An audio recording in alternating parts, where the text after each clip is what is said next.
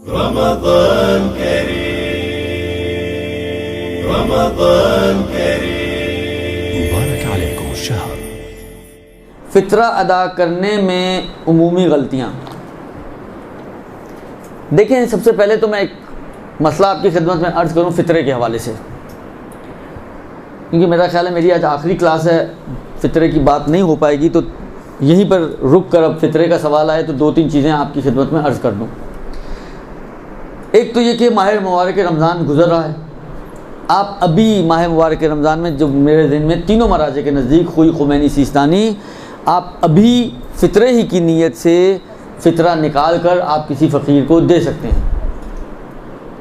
फ़ितरा निकालने के लिए ज़रूरी नहीं है कि आप चांद रात का इंतज़ार करें। आप अभी भी रमज़ान में भी फ़ितरा निकाला जा सकता है। और आप मतलब बहुत से लोग ये कहते हैं यार हम चांद रात को फ़ितरा निकालें, ईद वाले दिन पहुंचाएं, तो उनके बच्चों के लिए मतलब किसी को ईद के कपड़े लेने हैं, ईद की शॉपिंग करनी है, तो उनको बिलाखिर इतना पैसे तो मिलना चाहिए ना, तो ठीक है आप रमज़ान में निकाल के दे दें।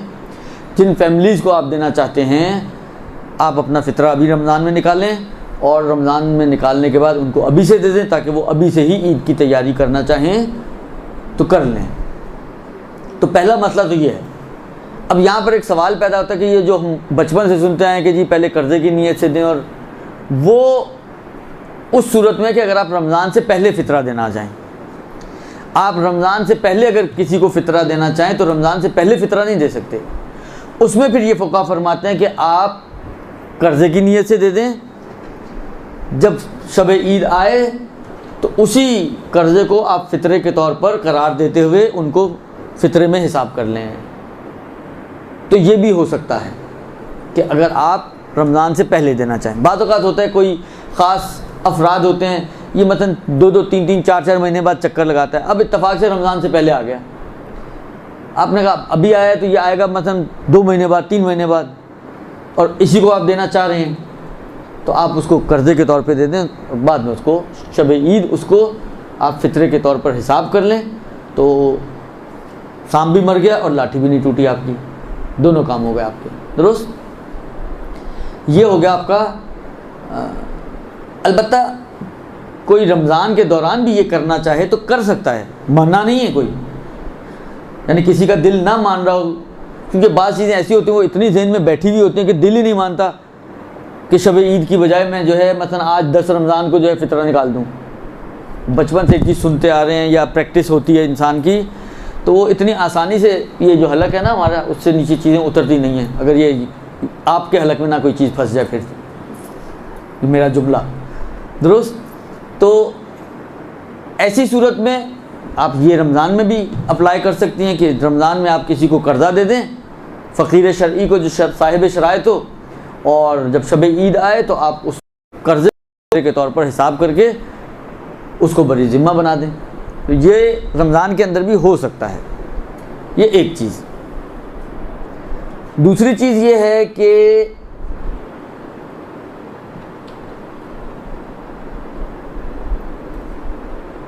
फ़ितरे में अगर इंसान ने फ़ितरा निकाल के रख दिया, मतलब आपने एक फ़ितरा निकाल के रख दिया, तो इंसान को ये पता होना चाहिए। ये एक बहुत बाज़ औक़ात गलती करते हैं लोग कि मतलब लमसम अमाउंट निकाल के रख देते हैं, उनको पता ही नहीं होता कि किस चीज़ की कीमत निकाल रहे हैं। ये गलत है।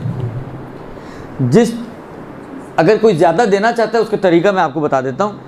आप पहले तय करें कि आप किस चीज़ की कीमत निकाल रहे हैं। अगर सिस्तानी के एतबार से गालिब ग़िज़ा, जो आपके माशरे की गालिब ग़िज़ा है, उसमें से कोई भी चीज़ आप फ़ितरे के तौर पर 3 किलो पर हेड दे सकती हैं। चावल, आटा। अच्छा, खजूर हमारे माशरे की गालिब ग़िज़ा हो ये मुश्किल है, इसलिए उसको फ़िलन छोड़ दें आप। अगर सिस्तानी वाले खजूर के फ़ितरे पर इक्तफ़ा ना करें।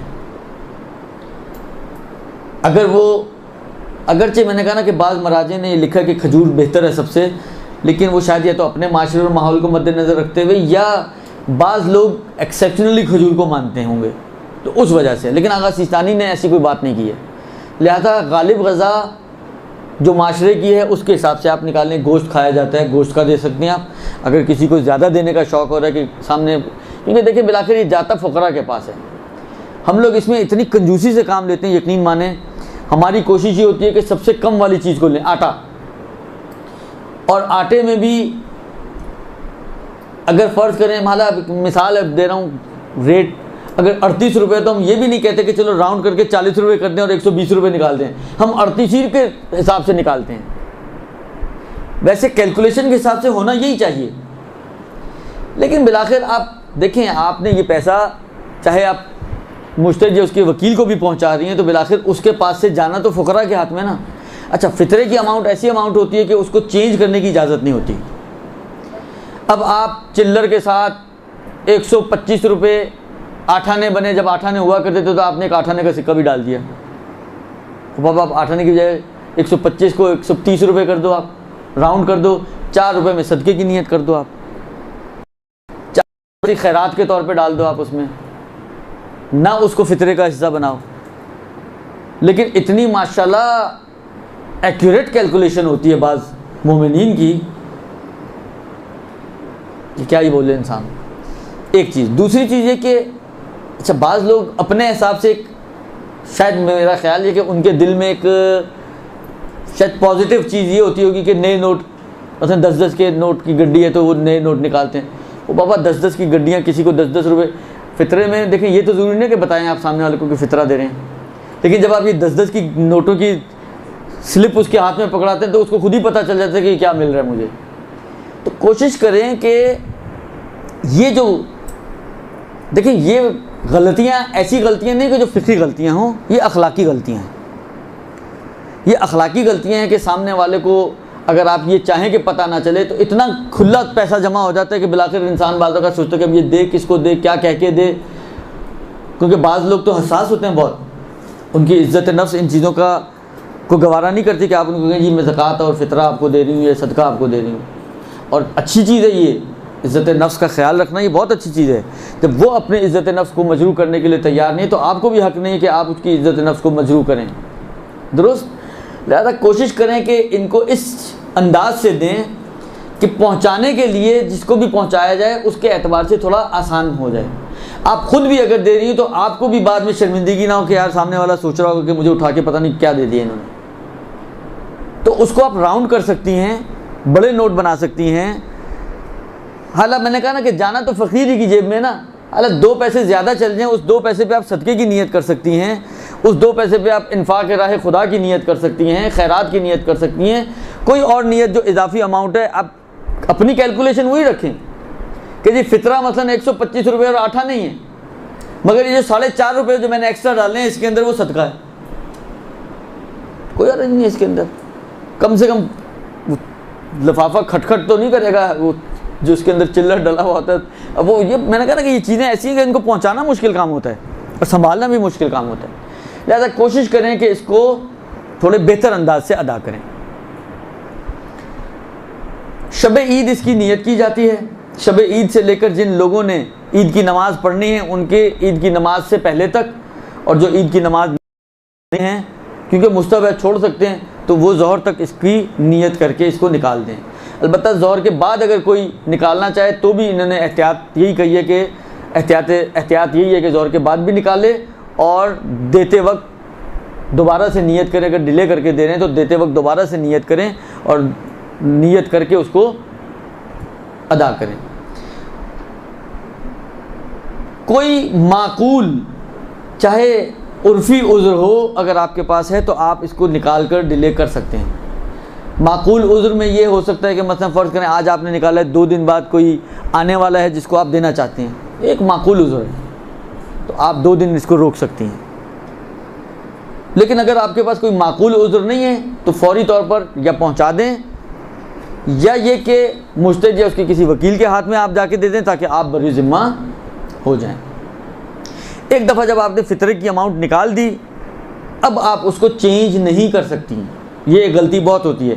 आपने खुले निकाले, बाद में आपको खुलों की ज़रूरत पड़ी, आपने वहाँ पे बंदा नोट रख दिया, खुले उठा लिए, नहीं उठा सकती आप। आपने वहाँ बंदे रखे, आपको आपके हाथ में खुला था, आपने कहा चलो बंदे मैं ले लेती हूँ, खुला वहाँ रख दिया, बंदे नोट उठा लिए, ये नहीं हो सकता।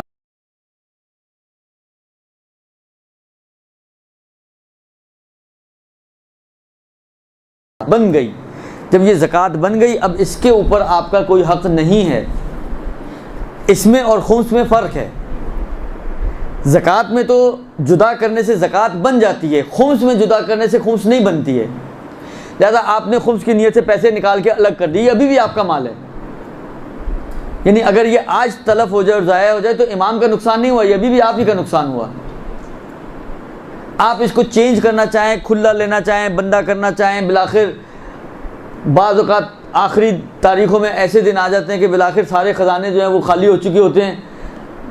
अब बिलाखिर कोई ऐसा मजबूरी वाला ख़र्चा पड़ गया, कोई डॉक्टर का, कोई मेडिकल का, कोई खाने का, कोई पीने का, नहीं आपके पास पैसे, आप उससे उठा सकती हैं, अभी भी उठा सकती हैं, इसलिए कि अभी भी आपका माल है। बस खुम्स में और ज़कात में ये एक फ़र्क है कि खुम्स जुदा होने से खुम्स नहीं बनती है, खुम्स अदा करने से खुम्स बनती है। ज़कात जुदा होते ही ज़कात बन जाती है, फितरा। लिहाजा वो अभी भी आपका माल है, खुम्स वाला माल अगर जुदा कर दिया, लेकिन ये अब आपका माल नहीं रहा। जब आपका माल नहीं है तो आपको तसर्रुफ़ का हक़ भी इसमें नहीं है। लिहाजा आप इसके अंदर अब तसर्रुफ़ात सिर्फ एक तसर्रुफ़ कर सकते हैं, वो ये कि इसको उठाएं और किसी मुस्तहिक़ को जो जामिउ शराइत इंसान है उसको दे दें। इसके अलावा आप इसमें कोई और तसर्रुफ़ नहीं कर सकते। दुरुस्त जी। एक आखिरी मेरा ख्याल है मसला मैं फ़ितरे के हवाले से बयान कर दूं। पहले एक सवाल पेश करूं और फिर उसका जवाब। बाहर के लोग जो बाहर के मुल्कों में रहते हैं, बाज़ औक़ात ऐसे मुल्कों में जहाँ पे फ़ुक़रा नहीं होते या साहिब शराइत फ़ुक़रा मौजूद नहीं है, वो पाकिस्तान में फ़ितरा देना चाहते हैं, या कराची में एक रहने वाला फ़र्ज़ करें लाहौर में किसी को फ़ितरा देना चाहता है, तो क्या मैं अपने मुल्क से फ़ितरे को या अपनी शहर से फ़ितरे को बाहर निकाल सकता हूँ? एक सूरत जो निकालने की है वो ये है कि अगर आपके शहर में कोई फ़कीर मौजूद नहीं है तो फ़कीर ना होने की सूरत में आप फ़ितरा अपने शहर से बाहर उस शहर की तरफ लेके जा सकते हैं जहाँ पे फ़कीर मौजूद है। बस पहली सूरत वो यही है, मतलब मैं कराची में रहता हूँ, मैंने फ़ितरे की नीयत की इस माल पर और कराची में मुझे कोई फ़कीर ही नहीं मिल रहा। फ़र्ज़ करें, हालांकि एक मिसाल है, यहाँ तो हर दूसरा आदमी ऐसे फ़कीर है, लेकिन समझाने के लिए फ़र्ज़ करें कि कराची में कोई फ़कीर मौजूद नहीं है, तो अब क्या किया जाए? अब मैं ये कर सकता हूँ कि इस माल को उठाऊँ। अगर मैं फ़र्ज़ करें हैदराबाद जा रहा हूँ और वहाँ पे कोई फ़कीर मौजूद है तो मैं हैदराबाद ले जाऊँ और वहाँ पे किसी फ़कीर को दे दूँ, ये कर सकता हूँ मैं। बस पहली सूरत ये है कि मैं फ़ितरा निकालने के बाद उस माल को फ़कीर ना होने की वजह से शहर से बाहर निकाल सकता हूँ, ये एक। दूसरी सूरत जो बन सकती है वो ये बन सकती है, अब जो दो बाब की सूरतें जो आ रही हैं थोड़ी टेक्निकल सूरतें हैं, उसमें थोड़ा सा तवज्जो आपकी दरकार है ज़्यादा। दुरुस्त। मतलब फ़र्ज़ करें मैं कराची में हूँ, कराची में फ़कीर भी मौजूद है, उसके बावजूद मैं चाहता हूँ कि लाहौर में, मतलब फ़र्ज़ करें मेरा कोई रिश्तेदार है, अजीज़ है, कोई बहुत ही ज़्यादा दोस्त है, ज़रूरतमंद है, मैं उसको देना चाहता हूँ। मतलब उसकी बेटी की शादी है या कोई ख़ास मतलब मेडिकल का कोई बड़ा ख़र्चा उसकी गर्दन पे आया हुआ है, वो बहुत परेशान है, तो मैं उसको देना चाह रहा हूँ। इनके कराची में फ़कीर मौजूद हैं, तो पहले मसले से ये बात तो क्लियर है कि अगर आपके अपने शहर में फ़कीर मौजूद है तो आपको हक़ नहीं है कि आप इस माल को, जो ज़कात का माल है, आप जो फ़ितरा है, आप कराची से बाहर ले जाएं। हक़ तो नहीं है, लेकिन दिल मेरा चाह रहा है कि मैं उसी को दूँ लाहौर में। अब करूँ तो क्या करूँ? कोई शरीयत ने इसकी राह निकाली है?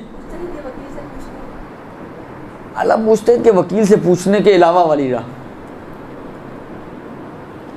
मैं नहीं पूछना चाहता, पूछे बगैर कुछ कर सकता हूँ मैं? दो रास्ते हैं यहाँ पर कि आप पूछे बगैर ये काम कर सकते हैं। एक रास्ता ये है कि अगर आपका कुछ माल जो फ़ितरे के बराबर हो, कम से कम इतना माल आपका लाहौर में पड़ा हुआ हो किसी मसलन आपके जान पहचान वाले के पास, तो आप उसको बोलें कि तुम मेरे माल को लो, उस पर मेरी तरफ से फ़ितरे की नियत करो और ख़ामोशी से जाके ये फ़लाँ साहब को पहुँचा दो। एक तरीका ये हो सकता है। अब हम थोड़ी सी अच्छी मिसालों पर आए। कराची में इन मिसालों को, हालांकि ये अच्छी इसलिए बन सकती है कि कराची में फ़कीर हैं और उसके बावजूद हम दे रहे हैं। मतलब ये मसले ज़्यादा पेश आते हैं, ये कराची लाहौर की निस्बत इतने पेश नहीं आते जितने बाहर के मुल्क वालों के लिए पेश आते हैं। वहाँ पे फ़कीर होते नहीं हैं। तो एक सूरत तो उनके पास भी है कि फ़ितरा निकालें, और जब अलबत्ता वो इतना डिले करने का भी मसला आता है कि मतलब उन्होंने अभी साल बाद आना है, तो साल तक वो फ़ितरे को रोक के रखें, ये भी एक मुश्किल मसला है। लिहाजा उनके लिए रिकमेंडेड तरीका यही है। आम तौर पर ये होता है कि मतलब फ़र्ज़ करें कोई बेटा गया हुआ है मतलब सऊदीया में कमा रहा है, उसके कुछ ना कुछ पैसे अकाउंट तो यहाँ पे भी चल ही रहा होता है, तो वो अपनी फैमिली का अगर फ़ितरा निकालना चाह रहे हैं तो यहाँ पर अपने भाई को, अपने वालिद को, जिसके हाथ में भी उसका अकाउंट चल रहा है, उसको बोलो कि भाई मेरे माल में से इतने पैसे निकालो और उस पर मेरी तरफ से, मेरे बिहाफ पर आप मेरे वकील बन जाओ और मेरी वकालत में उस पर मेरी तरफ से फ़ितरे की नीयत करो, और ये जहाँ अपने पैसे दो वो ये भी पहुँचा देना। ये बग़ैर किसी, यानी ये वो वाली सूरत है कि सांप भी मर जाए और लाठी भी ना टूटे। या फ़कीर होने के बावजूद भी वो ये काम करना चाहे तो ये कर सकता है। इस काम के लिए ज़रूरी नहीं है कि फ़कीर ना हो तभी ये काम हो सकता है।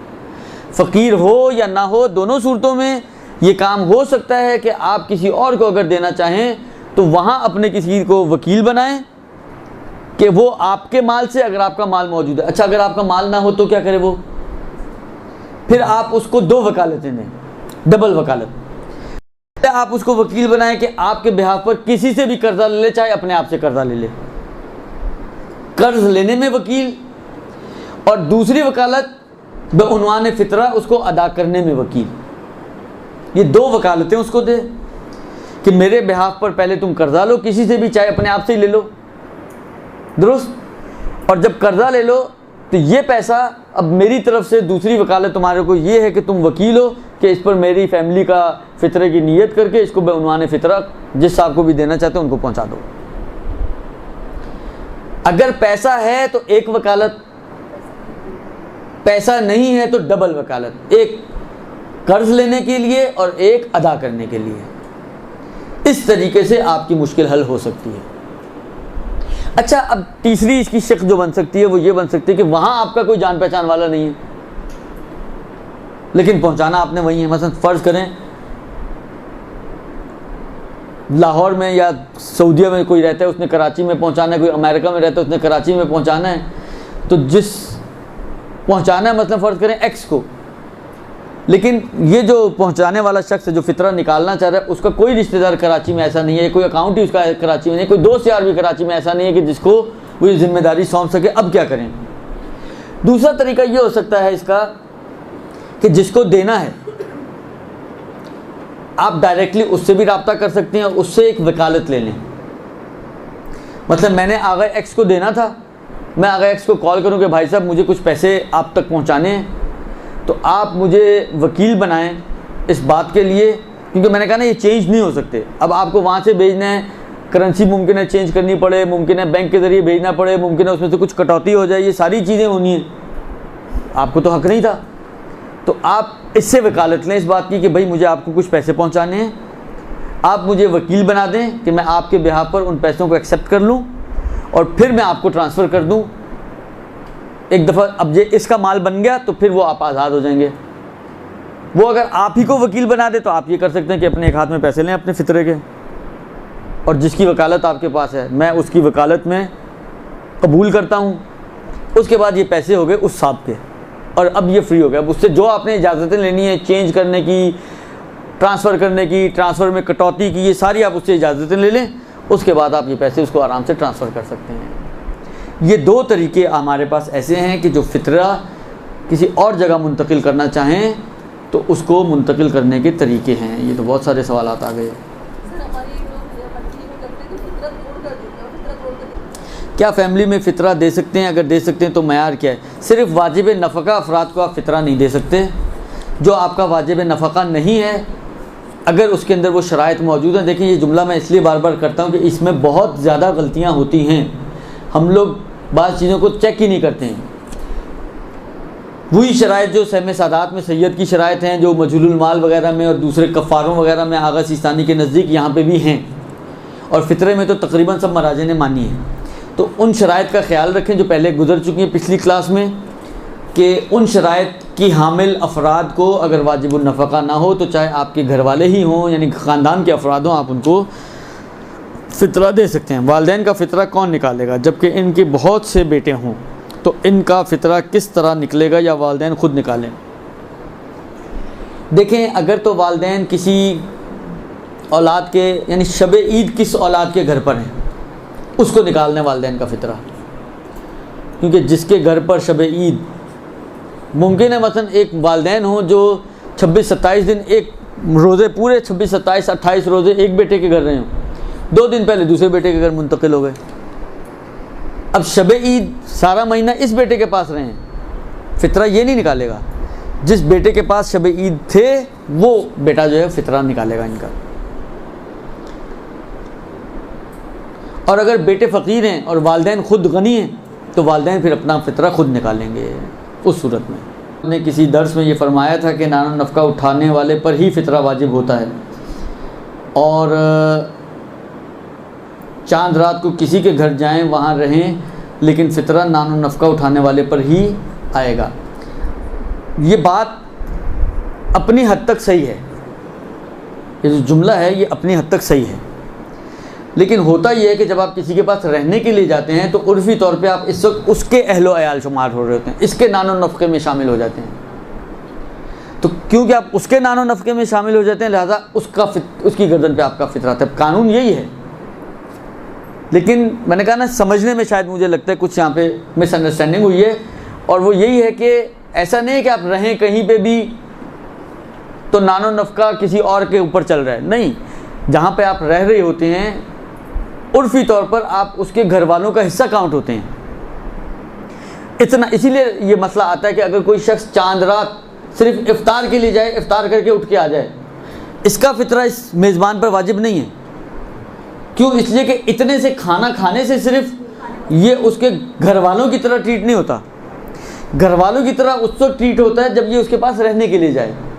कोई चांद रात या एक दिन पहले 2-4 दिन रुकने के लिए, जैसे आमतौर पे बच्चियाँ होती हैं, मैके चली गई, ईद मनाने के लिए जाना है, 2 दिन पहले चली गई मैके, तो अब ये 2 दिन पहले मैके आने की वजह से अपने वालिद के घर वालों का हिस्सा काउंट हो रही हैं। क्योंकि वालिद के घर वालों का हिस्सा काउंट हो रही है, इसलिए इनका फ़ितरा वालिद की गर्दन पर आएगा। बा इनके नफ़का शौहर पे वाजिब है, लेकिन उसके बावजूद फ़ितरा बाप पर वाजिब हो जाएगा, अगर बाप है या जो भी बहरहाल उस घर का करता धरता है, सरबराह है। तो असल बात यही है। और अगर आप किताबें उठा के देखें तो उसमें जुमला भी है कि नानखोर शुमार हो उसका। तो नानखोर शुमार होना ये फ़र्क कर रहा है। ये 27 दिन एक बेटे के पास रहने के बाद आखिरी 3-4 दिन अगर दूसरे बेटे के पास रह रही है, तो अब इस वक्त में ये इसकी नानखोर शुमार हो रही हैं, ना उसकी नानखोर जिसके पास 27 दिन खाया है। उसकी नानखोर थी, हैं नहीं, हैं इसकी। जब इसकी है तो फ़ितरा इसके ऊपर वाजिब होगा। हाँ, फ़ितरा तोड़ने का मसला, इसमें अब जो मुझे याद पड़ रहा है, आग़ाए खुई की एहतियात वाजिब है कि फ़ितरा ना तोड़ा जाए। आग़ाए सिस्तानी एहतियात मुस्तहब के ज़ाहिरन कायल हैं, जो मेरे जहन में इस वक्त है। अब देखें अगर ये जल्दी में ये मसला मुझे मिल जाए। वैसे तो तकरीबन कमोबेश जो फ़ितरे के हवाले से अहम मसले थे जो आपको पेश आने वाले थे, वो मैंने आपकी खिदमत में अर्ज़ कर दिए। ज़कात फ़ितरा, अच्छा 2 चीज़ें इसमें मुझे नज़र आ गई, वो भी मैं अर्ज़ कर दूँ। एक तो ये कि मतलब फ़र्ज़ करें मैं मेहमान बन के गया किसी के पास, रात मैंने कहीं और गुजारी, तो मेरा फ़ितरा किस पे वाजिब हो गया? उस मेज़बान पर। अल्लाह उसने कहा हम खाना भी खिलाएं और फ़ितरा भी दें, हम नहीं देते इनका फ़ितरा, खुद दें अपना फ़ितरा, हम क्यों दें? उसने मेरा फ़ितरा नहीं निकाला, तो आया उसके ना निकालने की सूरत में अब मेरे ऊपर वाजिब होगा या नहीं होगा? तो आग़ाए खुई की जो ताबीरात हैं उससे ऐसा समझ में आ रहा है कि आग़ाए खुई ये कहते हैं कि अगर तो किसी उज़्र की वजह से उसने नहीं निकाला, मतलब भूल गया था कि इनका भी निकालना चाहिए मुझे, तो एहतियात वाजिब ये कि मैं अपना खुद निकालूं। लेकिन अगर हरदर्मी करते हुए नहीं निकाल रहा, तो इनसे ऐसा समझ में आ रहा है कि फिर मेरे पर भी अपना, मेरा तो वैसे ही साक़ित हो गया, उनकी गर्दन पे चला गया, उसने नहीं निकाला तो वो गुनहगार होगा, मेरा अपने ऊपर वाजिब नहीं होगा। लेकिन आग़ाए सिस्तानी फरमाते हैं कि अगर वो नहीं निकाल रहा और मेरे अंदर शराइत मौजूद हैं, बालिग़ हूँ, आज़ाद हूँ, गनी हूँ, तो फिर मेरे ऊपर अपना फ़ितरा वाजिब हो जाएगा, मुझे खुद निकालना पड़ेगा। ये एक मतलब। दूसरा, जो मसला जो है वो ये कि बाज़ औक़ात जब तक घर में मतलब आपके घर में मज़दूर लगे हुए हैं, सारा दिन आपके घर में काम करते हैं, हो सकता है इफ्तार भी वहीं बैठ के करते हो या आप ही उनको इफ्तार करा रही हो, हालांकि इनका फ़ितरा भी हमारे ऊपर वाजिब हो जाएगा। ये फरमाते हैं कि जिसको आपने उजरत पे काम के लिए रखा हुआ है, जैसे यही मज़दूर वगैरह या बढ़ई वगैरह या खादिम, मतलब मासी आती है, रोज़ आती है आपके घर, दुरुस्त, अगर उनके अखराजात उनकी अपनी गर्दन पर हैं, यानी आप उनके सारे खर्चे आपकी गर्दन पर नहीं हैं, आप तो सिर्फ उजरत देते हो उनको, बाकी खर्चे वो खुद ही करते हैं, और ये साथ साथ आपके घर वालों का हिस्सा भी शुमार नहीं होते। बाज़ औक़ात होते हैं ऐसा पड़ाव डाला है कि उन्होंने कहा, आपने भी कहा काम किया, आपको जल्दी, आपने कहा यार एक हफ़्ता यहीं रुक जाओ और यहीं पे काम करो, सारा दिन रात लगे रहो। तो अभी एक हफ़्ता ऐसा है कि ये एक हफ़्ता मतलब इस अंदाज से है कि उर्फ़ी तौर पे ये इसके घर वालों का हिस्सा शुमार हो रहे हैं, तब तो इस पर वाजिब हो जाएगा। लेकिन अगर ये इसके घर वाले भी शुमार नहीं हो रहे, एक, और इसके अखराजात भी सारे इसकी गर्दन पर नहीं हैं, दो, तो फरमाते हैं कि फिर उनका फ़ितरा इसकी गर्दन पर वाजिब नहीं होगा। अब इसमें ये मसला मौजूद नहीं है कि तोड़ने का। अब जो मुझे याद है, मैं अभी याद वाले से आपको बता सकता हूँ कि आगा कोई मना करते थे, आगा सिस्तानी का इतना मसला नहीं है, तोड़ा जा सकता है, एहतियात मुस्तबज़ारन के ना तोड़ा जाए। लेकिन बहरहाल एहतियात इसी के मुताबिक है कि कम से कम एक आदमी का फ़ितरा आप एक ही आदमी को दें, या एक फैमिली का फ़ितरा एक आदमी को दें, तोड़े ना फ़ितरे को। मसलन 700 रुपये बने, आप 350 एक को दे दें, 350 एक को दे दें, ये काम ना करें, बीच में फ़ितरे की अमाउंट टूटे ना, इस अंदाज से फ़ितरे को अदा करें।